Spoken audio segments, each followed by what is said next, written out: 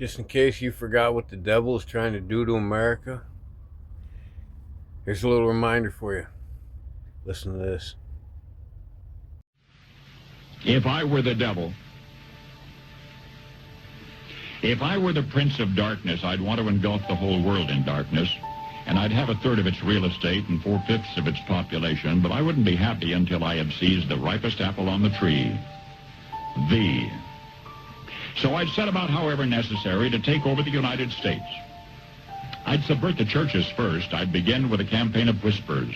With the wisdom of a serpent, I would whisper to you as I whispered to Eve, do as you please. To the young, I would whisper that the Bible is a myth.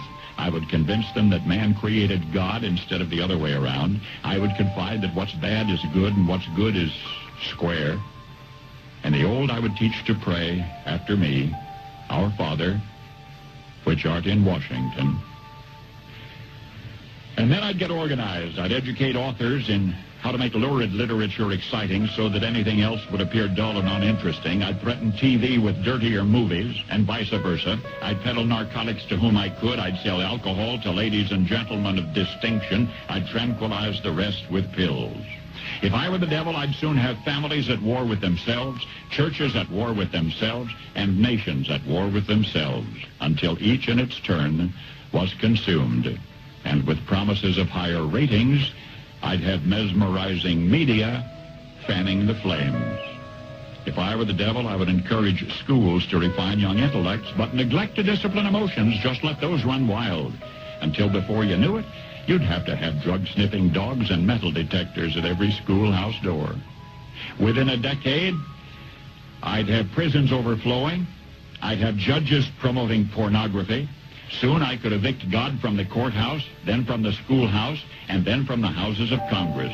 And in his own churches, I would substitute psychology for religion and deify science. I would lure priests and pastors into misusing boys and girls and church money. If I were the devil, I'd make the symbol of Easter an egg and the symbol of Christmas a bottle. If I were the devil, I'd take from those who have and give to those who wanted until I had killed the incentive of the ambitious. And what'll you bet?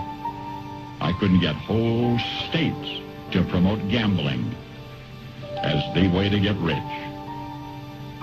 I would caution against extremes in hard work, in patriotism, in moral conduct.